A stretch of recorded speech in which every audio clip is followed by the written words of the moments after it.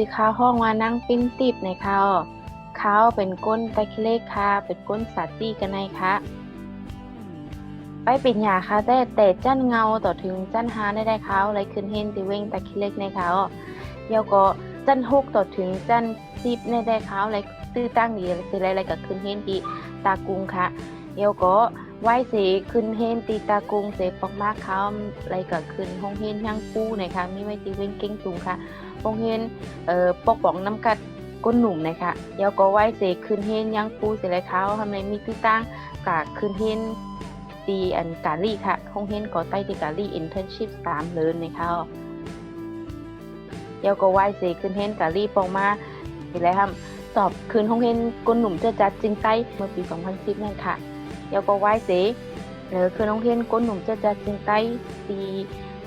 เก่งใหม่เสขาวก็เลยสืบกว่าคืนจันจอมตีกรุงเทพค่ะจันจอมซื้อห้องว่ามหาลัยรังสิตเนี่ยค่ะเขาเลยคืนภายกับสืบติดต่อนอกเมืองในเขา International Relation and Development เนี่ยค่ะ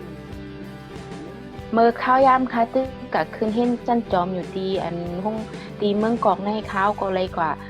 เหตุการณ์ปีนภาษาเนี่ยค่ะปีนภาษาปันก้นเหตุการณ์อย่างเมืองเขาแฮอันตีอันเขาเลยถูกหญ้าป้นแปลนส่วนในส่วนเป็นก้นแห่งการในนั้นค่ะนะไหว้เสเห็นจันจอมปอกไม้ยาวและเขาก็เลยกว่าสืบเหตุการณ์ต่อตีคงเห็นก้นหนุ่มจะจัดจริงใต้เนี่ยค่ะในข้าวตั้ง2 ปีค่ะเมื่อปี2015และ16นั้นเขาเลยเข้ากว่าเฮ็ดคู่สอนไผ่สภาวะลองตุ้มเตอร์สภาวะในเมืองห่มตุ่มเมืองมานในเขาเยาก็ลองตุ้มเตอร์สภาวะในกำผาในเขาไหว้เสปองมาเมื่อปี2017นั่นค่ะเขาเลยก่อเหตุการณ์ตีจงก้นหนุ่มเจ้าเคอในเขาชื่อว่าแอดนิกยุดนะคะตีในเว้งแต่เล็กนะคะกำลังนำในเขาเหตุการณ์ไผ่ปกป้องก้นหนุ่มในเขาก็ไหว้เสเหตุการณ์ที่อันจุ้งแอดนิกยุดในเสร็จเขาก็ทำอะไรเขากว่าเหตุการณ์จอมก่อลิกไล่ในฟิงในใต้ค่ะตรงสอนปันคู่สอนเขาค่ะปันผู้พรหมอสอนในค่ะตีในจอมอันเจเว้งแต่เล็กในเขากอบสั่งและ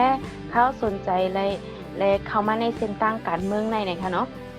ปัญหาในเฮิรนค่ะเดี๋ยวก็ข้าก็ยุ่มยำมาปัญหาในเฮิรนค่ะในกูก็ก้นเมืองกูก็เนาะตั้งในแต่เล็กในก็ที่มีปัญหาเหมือนง่ายๆกันแค่ค่ะนะปัญหาอันหลักๆมันก็ที่เป็นปัญหาลองยาเมากรรมนั่นไหนค่ะเนาะเดี๋ยวก็ปัญหาลองก้นหนุ่มเกี่ยวเลยลองป้ายติ่งยานั่นเสร็จแล้วเดี๋ยวก็ทำงานห้ามจะเป็นลองสภาวะสิ่งซึ่งเป็นนั่นเขา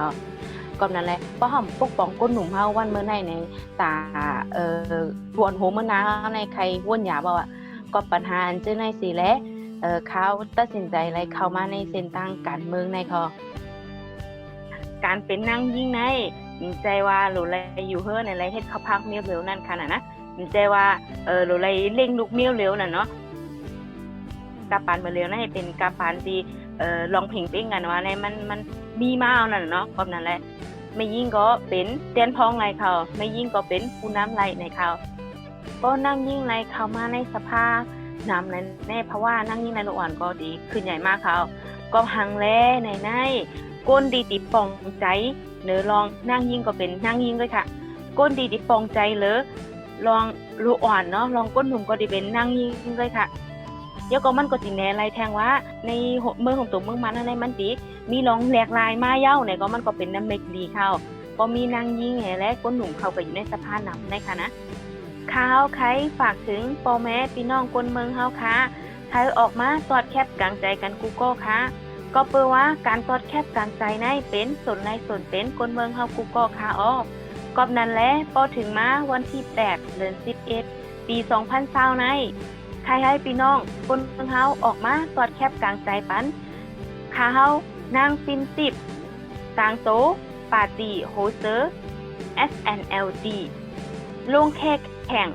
ในเจเวงตาคิเล็กเขตไม้นึงจีเนลูดอแม้สันดาเนอมาติดในคาอ้อยินดียินโจมค่ะไม่สูงค่ะ